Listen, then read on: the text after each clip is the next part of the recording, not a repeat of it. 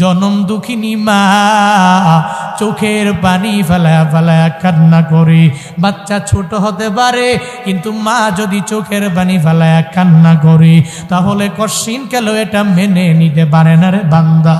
একটা সন্তান হইয়া মা যদি কান্না করে, মাকে জানাতে মা তোমার কি লাগবে আমি তোমার এনে দিতে পারি। আমি সন্তানের সামনে তুমি মা হইয়া চোখের পানি ফেলায়া কান্না করবা, আমি এটা মেনে নিতে পারি না গো মা। ও মা তুমি যদি চাও আসমানের তারাটা পর্যন্ত তোমার জন্য এনে দিতে পারি। ও মা তুমি যদি চাও আসমানের চন্দ্রটাও আমি তোমার জন্য এনে দিতে পারি। কারণ ও মা তুমি তো আমার কাছে চাঁদে চাইতেও সুন্দর। ও মা তুমি আমার কাছে বড়ই প্রিয়। ওই মায়ের সামনে যদি সন্তানের সামনে মা যদি চোখের পানি ফেলে একটু যদি কান্না করে সন্তান মেনে নিতে পারে না বান্দারে। কারণ সন্তান তো বারংবার বুঝে আমার মা আমার জন্য যেই পরিমাণ কষ্ট করেছে দুনিয়ার কোনো বান্দা করে নাই, দুনিয়ার কোনো মানুষ করে নাই। আমার বাবাও এই পরিমাণ কষ্ট আমার জন্য করে নাই, যেই পরিমাণ কষ্ট ওই মায়ের জন্য করে রে বান্দা। কিন্তু আজকে তো তুমি সন্তান হইয়া যখন হঠাৎ করে 22 বছর 23 বছর বয়সে একটা বউ নিয়ে ঘরে আসলা, বউ আনার পরে এবার ওই সুন্দরী রমণীর প্রেমের পাল্লায় পড়ে গেলা। এই যুবকেরা 20 বছর পর্যন্ত মায়ের আদর ছাড়া চলতে পারো নাই। হঠাৎ করে তোমার ঘরের মধ্যে একটা সুন্দরী রমণী চলে আসলো। ওই সুন্দরী রমণী তোমারে বলে, এই স্বামী আমার, তোমার মা আমারে ধমক দিয়েছে এই বাসার মধ্যে থাকতে পারি না, আমাকে নিয়ে বাসা বাড়ি করে ব্রাহ্মণবাড়িয়া শহরে যাও, আমাকে নিয়ে বাসা বাড়ি করে ওই নবীনগর উপজেলার মধ্যে চলে যাও, আমাকে নিয়ে বাসা বাড়ি করে ঢাকার বাসায় চলে যাও। যখন এটা বলে তখন তুমি যুবক হইয়া মায়ের পর্যন্ত ভুলে গেলা। এই নিমক হারাম, এতদিন পর্যন্ত মায়ের আদর ছাড়া তুমি চলতে পারো না। আজকে একটা স্ত্রীর মায় পরে পরে পরে পরে ওই মায়ের বইলা যাও, এমন নিমক হারাম যুবক আছে না? তোর মা তোর জন্য এত কষ্ট করলো, কিন্তু তুই আজ ভুলে গেলি ওই মায়ের। ও যুবক, আজকে থেকে ওয়াদা করে নিবা, আমার মা আমার জন্য যে পরিমাণ কষ্ট করলো কেউ করে নাই, ওই মায়ের ভুলে যেতে পারি না, আমি আমার মায়ের মনে আঘাত দিতে পারি না। আমার মা আমার জন্য যত পরিমাণ স্যাক্রিফাইস করলো কেউ করে নাই, তোর বউও তোর জন্য করে নাই রে বাবা।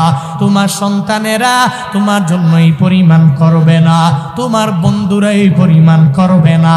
আজকে দাম দেও না, এই বৃক্ষ যেদিন দুনিয়া থেকে বিদায় নিয়ে চলে যাবে, মাকবারা সামনে যাবি, গিয়া গিয়া চোখের পানি ফেলা কান্না করবি, মা গো আমার সাইরা সাইরা কোথায় গেলা, বাবারে আমার সাইরা তুমি কোন জায়গায় শুয়ে রইলা। ওদিন চোখের পানি ফেলায়া ফেলায়া বান্দা কান্না করবা, যতই কান্না করবা মা তো কবর থেকে তোমাকে সাড়া দিবে না, তখন বাবা কবর থেকে সাড়া দিবে না।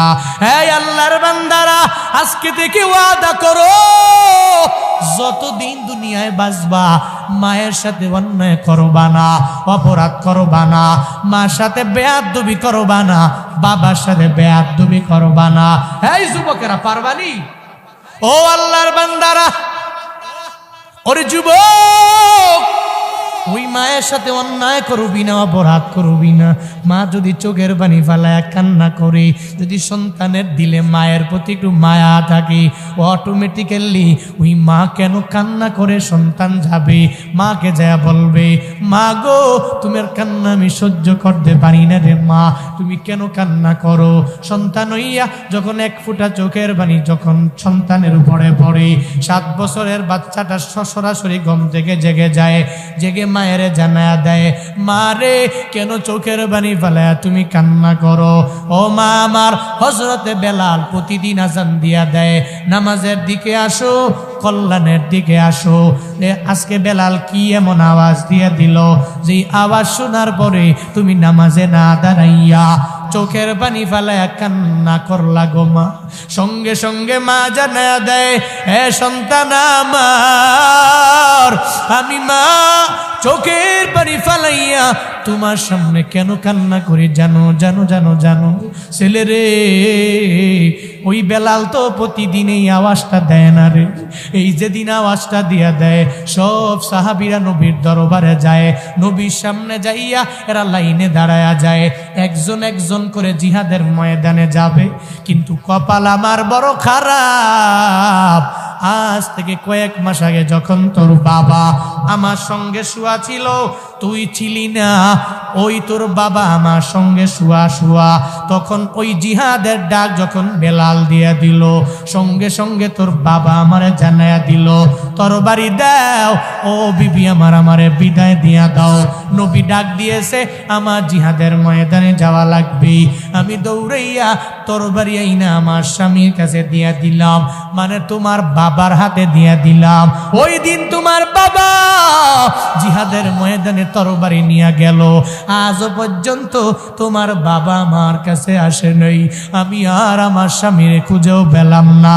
তবে আজ আমি আমার স্বামীর জন্য কান্না করি না, কেন কান্না করি জানো? আজকে নবীর আদেশ পাইয়া বেলাল আজান দিয়ে দিল জিহাদের ময়দানে যাওয়া লাগবে, আমার স্বামী আজকে নাই, কারে আমি জিহাদের ময়দানে পাঠাবো? আমার উপযুক্ত কোনো ছেলেও নাই যেই ছেলেটারে আমি জিহাদের ময়দানে পাঠাবো। আমার কপালটা কি এত পরিমাণে পুড়ে গেল, আমি কাউরে জিহাদের ময়দানে পাঠাইতে পারবো না। সঙ্গে সঙ্গে ওই ছেলে বলে, 7 বছরের বাচ্চা জানে দে মা,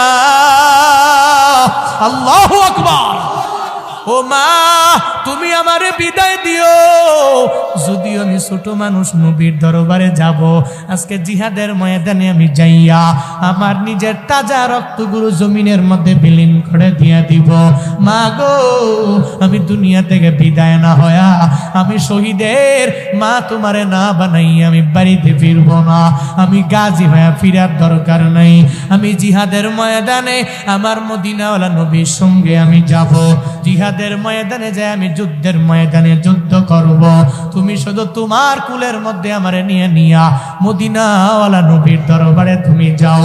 মায়ের মনটা অটোমেটিক বড় হয়ে গেল, আমার ছেলেটা আমার নবীর জন্য এত পাগল পারা, আমার নবীর সাথে জিহাদের ময়দানে যাওয়ার জন্য আমার ছেলেটা নিজেই পাগল হয়ে গেল। এবার মা সন্তানটারে কুলের মধ্যে নিয়ে নিয়া যখন নবীর দরবারে রওনা হয়ে যায়, যায় দেখে ফজরের নামাজ আদায় করার পরে মদিনাওয়ালা নবী সবাই লাইনে দাঁড়ায় গেল, সব সাহাবায়ে কেরাম লাইনে দাঁড়ানো। ওই লাইনে যাইয়া ওই লাইনের কাতারের এক পাশে গিয়া মহিলাটা দাঁড়ায়া রইছে, এই সন্তানটারে কুলের মধ্যে নিয়া সাহাবায়ে কেরাম বলে, এই মহিলা তুমি এই জায়গার মধ্যে কেন আসলা? আজকে যুদ্ধের ময়দানে কোনো মহিলারে নেওয়া হবে না, মহিলা রে যুদ্ধের ময়দানে তোমাকে নেওয়া হবে না, যাও যাও তুমি এই জায়গা থেকে চলে যাও, আমার নবীর কাছ থেকে তুমি অনুমতি পাবা না, আমার নবীর কাছ থেকে তুমি পারমিশন পাবা না। যখন ওই মহিলারে বলে, সঙ্গে সঙ্গে মহিলা ডাক দিয়া কয়, ও সাহাবায়ে কেরাম না না, আজকে জিহাদের ময়দানে আমি যাব না, আজকে জিহাদের ময়দানে আমার এই কুলের বাচ্চাটা যাবে, নবীর সামনে গিয়া সে দাঁড়ায়া যাবে, যুদ্ধের ময়দানে আমার বাচ্চাটা হাজির হয়ে যাবে। কয় না রে, ছোট্ট বাচ্চাটা নেওয়ার জন্য নবী পারমিশন দিবে না। মহিলা রে যাও যাও বাড়িতে তুমি চলে যাও। এরপরেও তো মহিলা কথা মানে না, ছোট্ট বাচ্চাটা দিয়া নিয়ে যখন বারবার বলা বলি করে, মদিনাওয়ালা নবীর যখন কানের মধ্যে পৌঁছে যায় ওই মহিলার আওয়াজ, নবী কয় আয়, ও মহিলা তোর মনের কি আশা তুই আমারে জানাও না। ওই মহিলা নবীর সামনে গেল, সঙ্গে সঙ্গে নবীর দরবারে যায় বলে, ও পয়গম্বর, আপনার ডাকে সাড়া দিয়ে আমার স্বামী শহীদ হয়ে গেল। আজকে জিহাদের ময়দানে আমি নিজে যাওয়ার জন্য আসি নাই। তাকায়া দেখেন আমার কুলের মধ্যে একটা ছেলে আমি নিয়ে আসছি। এই ছেলেটা আপনার সাথে যুদ্ধের ময়দানে যাবে। নবী গো, আপনার জন্য তার জীবনটারে আমি মা হইয়া কুরবান করে দিলাম।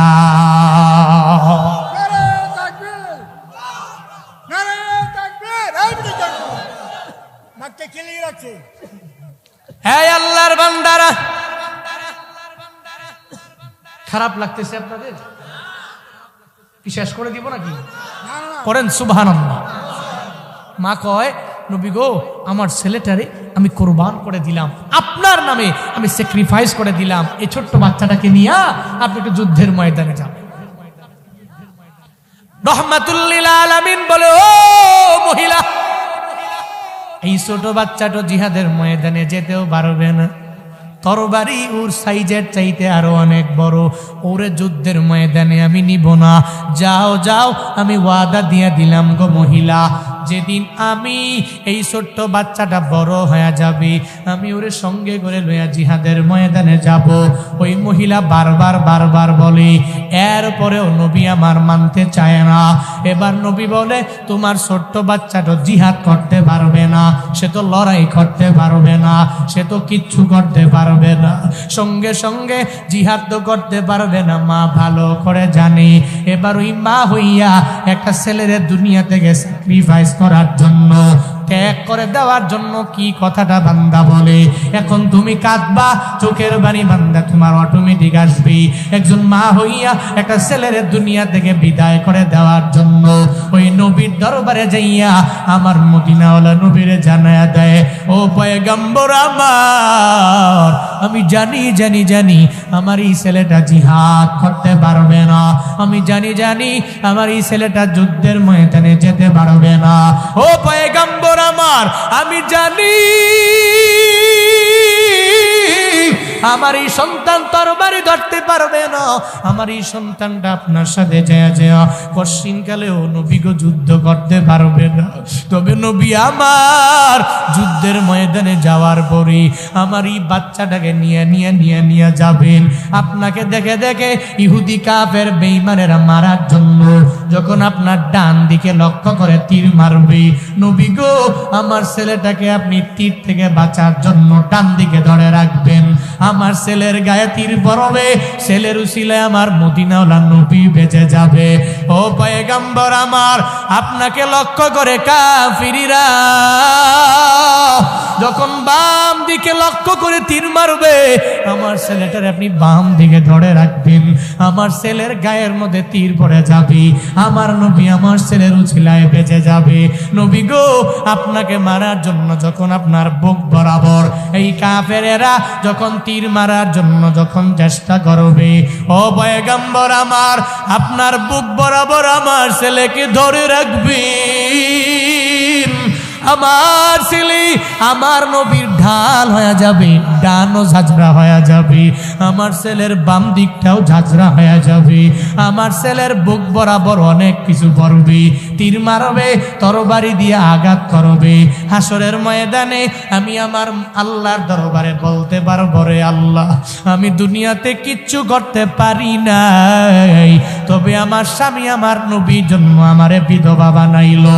আল্লাহ গো, আমি হাসরের ময়দানে তোমার দরবারে কোনো আমল নিয়ে আসতে পারি নাই গো আল্লাহ। তবে আমি এতটুকু বলতে পারি, আমার ছোট্ট বাচ্চাটারে আমি আমার নবীর জন্য স্যাক্রিফাইস করে দিয়েছি। আমি বলতে পারবো, আমি আমার ছোট্ট বাচ্চাটারে ত্যাগ করে দিলাম, আমি আমার ছোট্ট বাচ্চাটারে নবীর জন্য ঢাল স্বরূপ বানায়া দিলাম। ও নবী আমার, এরপরেও বারণ করবেন না, নিষেধ করবেন না। এরপরেও তো মদিনাওয়ালা নবী বলে, না না, আমি তারে নিতে পারি না, ওয়াদা দিয়া দিলাম, বড় হয়ে গেলে নিয়ে যাব। হ্যাঁ মহিলা তুমি সন্তানটারে নিয়ে চলে যাও। যখন এর পরেও বারণ করে দেয়, নবী বারবার নিষেধ করলে তো বারবার আবদার করা যাবে না। এবার মহিলাটা ওই সন্তানটাকে কোলের মধ্যে নিয়ে মহিলাটা রওনা হয়ে গেল। কয় না রে নবী তুরে জিহাদের ময়দানে নিবে না। চোখের পানি ফালায়া কান্না করে আর বাড়ির দিকে যখন রওনা হয়ে গেল, প্রতিমধ্যে যাওয়ার পরে এই ছোট্ট বাচ্চাটা মায়ের কোল থেকে লাফ দিয়ে নেমে যায়। ও মা তুমি আমারে নিয়া কোথায় যাও? মা ডেকে বলে, ও ছেলে আমার নবী তুরে নিবে না, নবী ওয়াদাবদ্ধ রহমাতুল লিল আলামিন করে নিয়ে যাবে। এমন সময় তুই যখন সাবালক হয়ে যাবা, তুই যখন প্রাপ্তবয়স্ক হবি, নবী তোরে নিয়ে যুদ্ধের ময়দানে যাবে। এখন তোরে নিয়ে যুদ্ধের ময়দানে না যাবে না, চল আমি তোরে নিয়ে বাড়িতে যাব। সঙ্গে সঙ্গে বাচ্চাটা বলে, মা গো না না না না, আমি বাড়ি যেতে পারি না রে মা।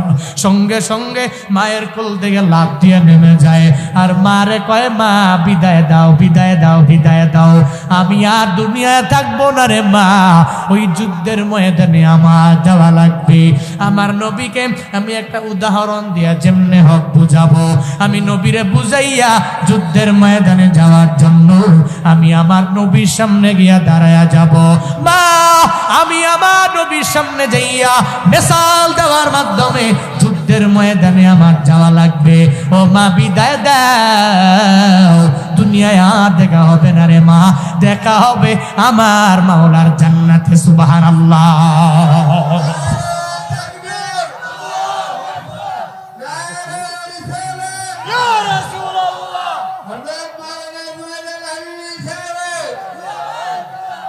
ও মা তুমি আমার বিদায় দিও, দুনিয়ায় দেখা হবে না। হাসরের ময়দানে মা তোমার সাথে আমার মুলাকাত হয়ে যাবে, একটু বিদায় দিয়ে দাও। মায়ের কাছ থেকে বিদায় নিয়ে রওনা।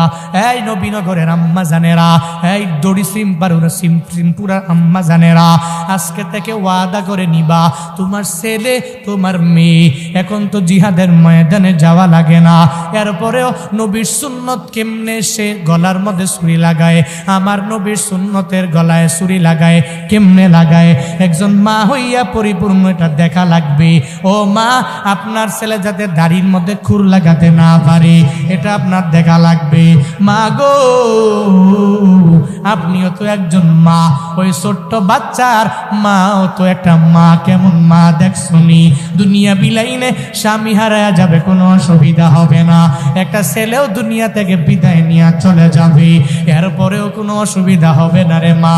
ও আম্মা জানেরা, আজকে থেকে ওয়াদা করিও যতদিন দুনিয়ায় বাঁচবা তোমার একটা ছেলে তোমার মেয়ে তোমার পরিবারের লোকেরা যাতে করে আমার নবীর বিরুদ্ধে না যায়, এদেরকে এমন ভাবে তুমি গইরা তুলবা যাতে করে এরা নবীর আশিক হয়ে যায়, আমার নবীর পূর্ণাঙ্গ সুন্নত গুলো যাতে করে মেনে একজন খাঁটি আশিক রাসূল হয়ে যেতে পারে। আম্মা জানেরা, এই বাবারা, আপনারও আপনার ছেলেকে দেইকা শুই না রাখবেন। বলতেছিলাম এই ছোট্ট বাচ্চাটা এবার মায়ের দরবার থেকে বিদায় নিয়ে নিল, মায়ের দরবার থেকে বিদায় নিয়ে আমার নবীর দরবারে গেল। নবী তারে দেইখা অবাক হয়ে যায়। নবী কয়, এই ছোট্ট বাচ্চা, তোমার না বিদায় করে দিলাম, কিন্তু তুমি কেন আমার সামনে চলে আসলা? তুমি যাও আমার দরবার থেকে তুমি চলে যাও।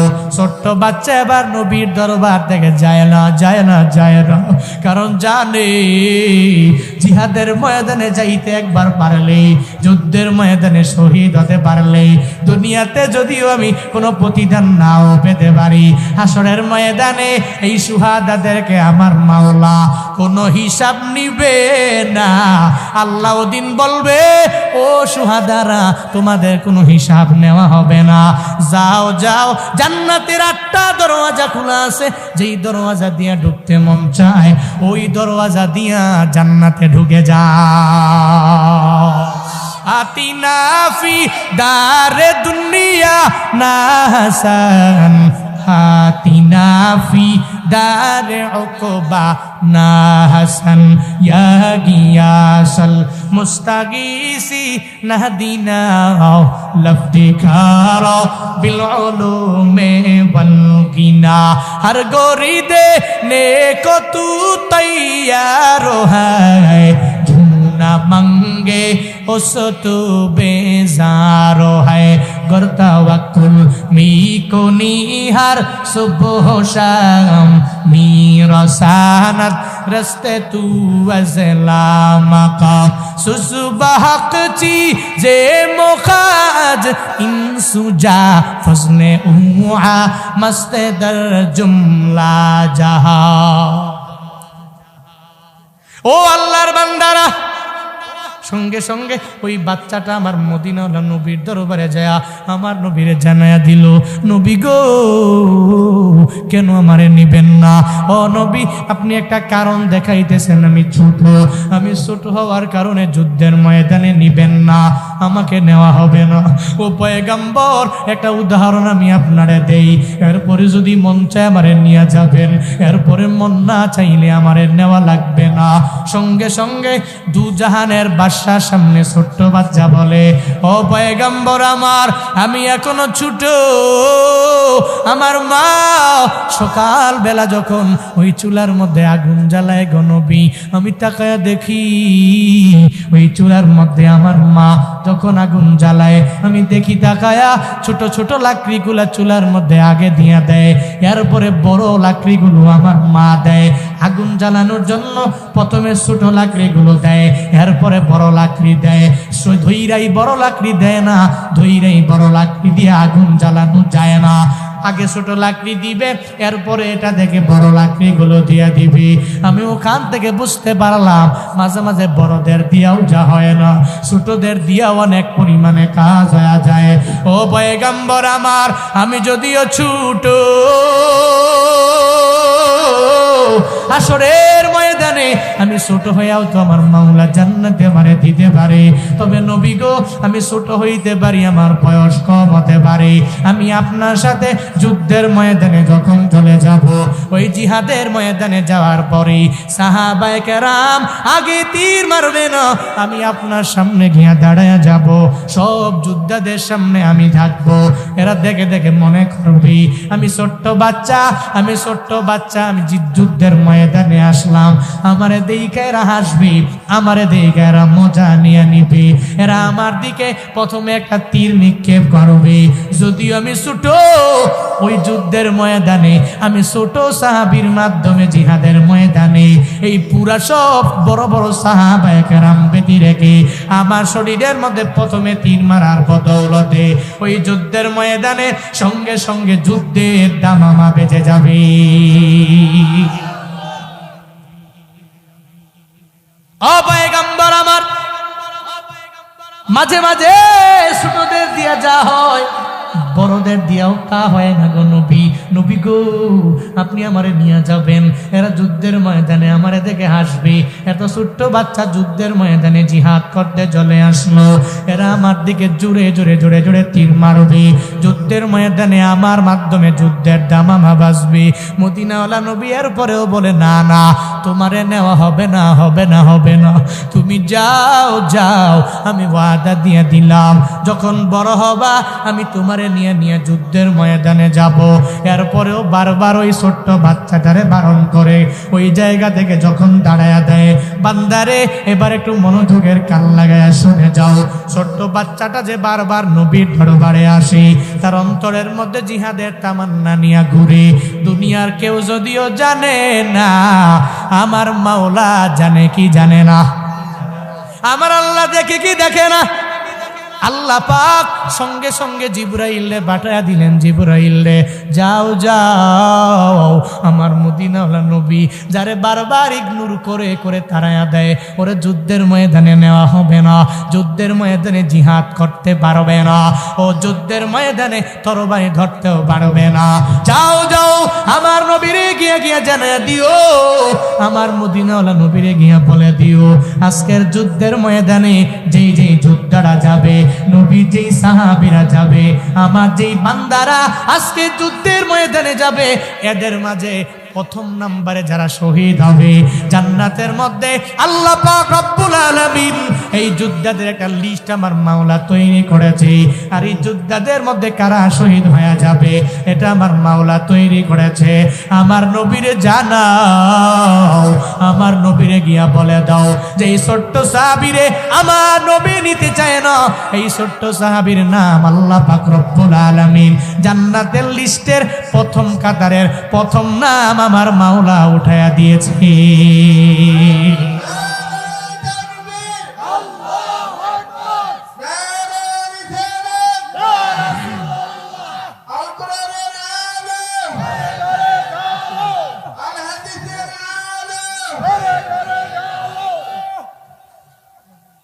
ওই নবীর জন্য কত পাগল হয়ে গেল এরা,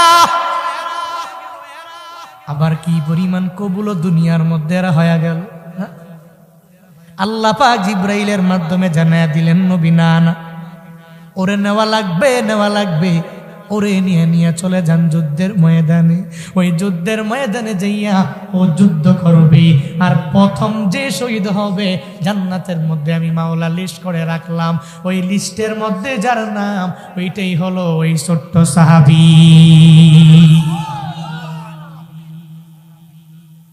ও নবীনগরের মানুষেরা, ও ব্রাহ্মণবাড়িয়া এলাকার মানুষেরা, তোমাদের এলাকায় উলামায়ে কেরামের অভাব নাই। কত শত উলামায়ে কেরাম এই এলাকায়, কত উলামায়ে কেরাম, কত মাদ্রাসা, কত মসজিদ। আপনার বাড়ি বিবারিয়া, আমার বাড়ি কুমিল্লা, অনেক দূরে, এমনটা না ভাগ হওয়ার কারণে একটু দূরে হয়ে গেল। বাবারে আজকে থেকে ওয়াদা তুমি করে নিবা, আমি তো জিহাদের ময়দানে যাই নাই, আমার যাওয়াও লাগবে না, আমার বাসায় তরবারিও নাই, আমি যুদ্ধ করতে করাও লাগবে না। আমি এমন এক দেশের মধ্যে থাকি যুদ্ধের কোনো প্রয়োজন আমার পড়ে না, কোনো কাফেরের বিরুদ্ধে আমার যুদ্ধ করা লাগে না, কোনো হিন্দুর বিরুদ্ধে আমার যুদ্ধ করা লাগে না, কোনো খ্রিস্টানের বিরুদ্ধে আমার যুদ্ধ করা লাগে না, কোনো ব্যক্তির বিরুদ্ধে আমার যুদ্ধ করা লাগে না। আমি যদিও কিছু পারবো না, আজকে থেকে ওয়াদা করো নবীর সুন্নাত তুমি একটাও ছাড়বা না। আল্লাহ বলেন, হ্যাঁ নবী আমার, আপনার দিলটাকে আমি আল্লাহ এত পরিমাণ মায়া দিয়া বানাইলাম, যেই মায়ার কাছে কাফেরেরা পর্যন্ত বড্ড দুর্বল হয়ে গেল। ওই নবীর দিলটাকে আমার আল্লাহ কত পরিমাণে মায়া দিয়া দিয়া বানাইলেন রে বান্দা, মনোযোগের কান লাগায়া শুনে যাও। আবু জাহাল দিনের বেলা নবীর বিরোধিতা করে, উতবা সাহেবা মুগীরা এরা দিনের বেলায় নবীর এত পরিমাণে বিরোধিতা করে, কিন্তু রাত যখন হয়ে যায় ওই নবীর তিলাওয়াত শোনার জন্য এরা বড্ড পাগল বাড়া হয়ে যায়। আবু জাহালও চলে গেল, উতবাও চলে গেল, সাহেবাও চলে গেল, মুগীরাও চলে গেল। এরা সব ওই নবীর তিলাওয়াত শোনার জন্য গিয়া লাইনে দাঁড়ায়া গেল। দিনের বেলা ঘুর বিরোধী করনেওয়ালারা রাতের বেলা নবীর তিলাওয়াতের শ্রবণকারী হয়ে গেল। আল্লাহ পাক বলেন, এভাবেই পৃথিবীর বড় বড় বড় বড় গাদ্দারেরা নবী গো আপনার সামনে এসে এরা কালিমা পড়ে পর্যন্ত মুসলমান হয়ে গেল। ওমরে ফারুকে আজম রহমাতুল্লিল আলামিনের 2 নাম্বার এক সাহাবী দুনিয়াতেই জান্নাতের সার্টিফিকেট পায়া গেলেন। যেই ওমরে ফারুকের ব্যাপারে রহমাতুল্লিল আলামিন আমার মাওলার দরবারে দোয়া করলেন, ও দয়ার মালিক, আমার সাহাবী তুমি ওমর রে বানায়া দাও, এই ওমরের তুমি ইসলামের জন্য কবুল করে নাও রে আল্লাহ। নবীর দোয়াটা আমার মাওলা এমন ভাবে কবুল কইরা লইলেন, ওমরে ফারুকে আজম ওয়াফার পেয়ে গেল, মুহাম্মদের গর্দানটা আমার কাছে এনে দাও, অনেক ফায়দা তোমার হবে, দুনিয়া বিলাইনে অনেক বড় উপকার তোমার হয়ে যাবে। ওমরে ফারুকে আজম ওই নবীর গর্দান আনার জন্য রওয়ানা। নবীর গর্দান নিবে দূরের কথা, বরং নবীর হাতে কালিমা পরে পরে মুসলমান হয়ে যায়।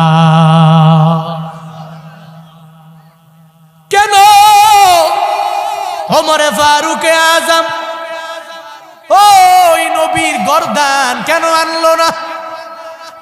ওমরে ফারুকে আজম নবীর হাতে কালিমা পড়ে পড়ে কেন মুসলমান হয়ে গেল?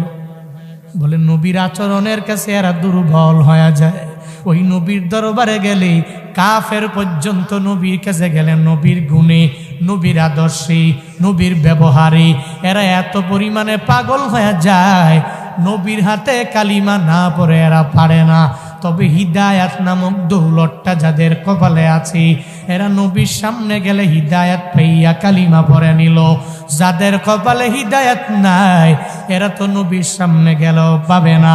কপালে যার হিদায়াত নাই ও ইমাম যদি বারবার বারবার বলে এরপরেও ভালো হবে না, এরপরেও নামাজে যাবে না, এরপরেও রোজা রাখবে না, এরপরেও নেক আমল করবে না। খুতিবেরা যদি বারবার বলে এই তুই কেন নামাজে যাও না, ও যাবে না, ও সবসময় ইমামের কাছ থেকে কথা ঘুরাইয়া দূরে সরে যাবে। কারণ কপালে যদি ওই বান্দার হিদায়াত না থাকে, কপালে যার হিদায়াত নাই, দুনিয়ার সব পীরেরা যদি দোয়া দিয়া দিয়া দিয়া হিদায়াত দিতে চায়, একটা পীরেরাও ওই ব্যক্তির হিদায়াত দিতে পারবে না। হিদায়াতের চাবিকাঠি আমার আল্লাহ আমার রবের হাতে রাখলেন।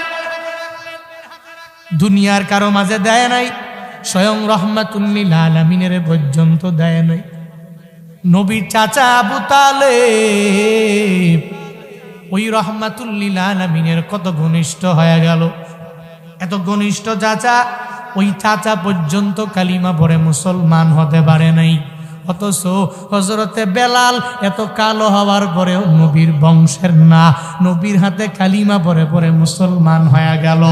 উমাইয়া এত পরিমাণ আঘাত দিয়ে দিল, এরপরেও কেন পাগল পারা হয়ে যায়?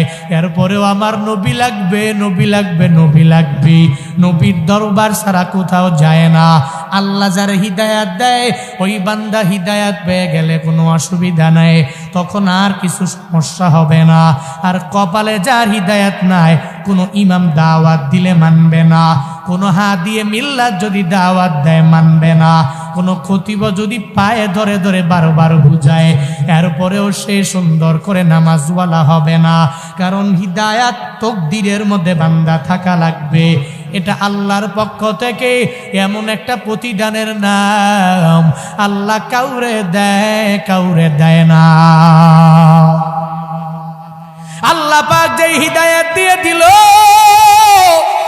হযরত বেলালের, আল্লাহ পাক যে হিদায়াত দিয়ে দিল খালিদ বিন ওয়ালিদের, আল্লাহ পাক যে হিদায়াত দিয়ে দিল ওমরে ফারুকের, আল্লাহ পাক যে হিদায়াত দিয়ে দিল আবু বকর রে, আল্লাহ পাক যে হিদায়াত আসহাবে কাহাফকে দিয়ে দিল, আল্লাহ পাক যে হিদায়াত ওসমান আর আলীকে দিয়ে দিল, ওই হিদায়াত নামক দৌলত এটা টাকার মাধ্যমে পাওয়া যায় না, দুনিয়াতে বাড়ি গাড়ির মাধ্যমেও পাওয়া যায় না, দুনিয়াতে কোনো পেমেন্ট দেওয়ার মাধ্যমেও পাওয়া যায় না।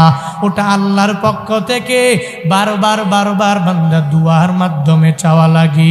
ও দয়ার মালিক, আমার কপালে হিদায়াত নাই, তুমি যদি হিদায়াত না দাও আল্লাহ গো, আমার নামাজ আমার অন্তরের মধ্যে আমি ঢুকাইতে পারবো না, রোজার মজা আমি ঢুকাইতে পারবো না, নেক আমলের মজা আমি আমার অন্তরের মধ্যে ঢুকাতে পারবো না। হিদায়াত নামক দৌলত এই আল্লাহর বান্দারা আমার মাওলার দরবারে চাওয়া লাগি। যদি রবের দরবারে চায়া চায়া চায়া চায়া নিতে পারো, এই হিদায়াত যাকে আমার মাওলা একবার দিয়া দিল ওর কপালটা এত ভালো, আল্লাহ পাক দুনিয়াতে তার হিদায়াত দেওয়ার বদৌলতে হাসরের ময়দানে ওর কপালে লিখা থাকবে জান্নাত। ও আল্লাহর বান্দারা, নবীনগরের যুবক, একটু মনোযোগের কান লাগায় শুনিও। রহমাতুল লিল আলামিন রে আমার মাওলা এত পরিমাণ মায়া দিয়ে দিলেন, যেই মায়ার কাছে সবাই দুর্বল হয়ে গেল। আবু জাহাল কয়, এই তোমরা অমুক দেশ থেকে কেন এই দেশের মধ্যে ঢুকলা? বলে মুহাম্মদের দরবারে যাব। বলে ওখানে যাবি না, ওখানে গেলে তুই পাগল হয়ে যাবি, কারণ ওটা পাগল, আর পাগলের কাছে গেলে পাগল হয়ে যাওয়া লাগবে। লোকেরা তো আরো বড় কৌতূহল জেগে গেল, কেন আবু জাহাল ওনারে পাগল কয়, ওনার দরবারে যাওয়া লাগবে। বরং নবীর দরবারে যাওয়ার পরে ওই নবীকে পাগল ভাববে দূরের কথা, বরং নবীর তিলাওয়াত শুনে শুনে, নবীর মুখ নিশ্চিত বাণী শুনে শুনে এরা সব কালিমা পরে পরে মুসলমান হয়ে যায়। আল্লাহ কয়, ও নবী আমার, আপনার দিলটারে আমি আল্লাহ এত পরিমাণে মায়া দিয়া দিলাম, যেই দিলটাতে মায়ায় মায়ায় ভরা। ও নবী গো, আপনার প্রত্যেকটা বাণীতে মায়ার কোনো অভাব নাই, যার কারণে হানজালা আপনার জন্য জীবন দিয়া দিল, যার কারণে আমির হামজা আপনার জন্য জীবন দিয়া দিল, যার কারণে শত শত সাহাবা আপনার জন্য জীবন দিয়া দিল। আল্লাহ পাক জানায়া দেয়, ও পয়গম্বর আমার, আমি রব এই পুরো আলামিনের জন্য আপনাকে রহমত বানাইলাম। ওয়ামা আরসালনাকা ইল্লা রাহমাতাল লিল আলামিন।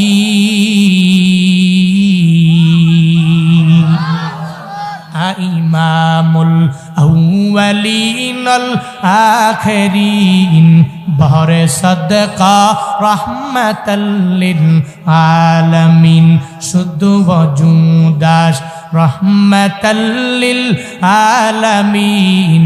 মসজিদে ও শুদ্ধ হামারো হে জমিন, সৈয়দুল কাউনাইন খতমুল মুরসালিন, আখিরামত বুদ ফখরুল আউয়ালিন।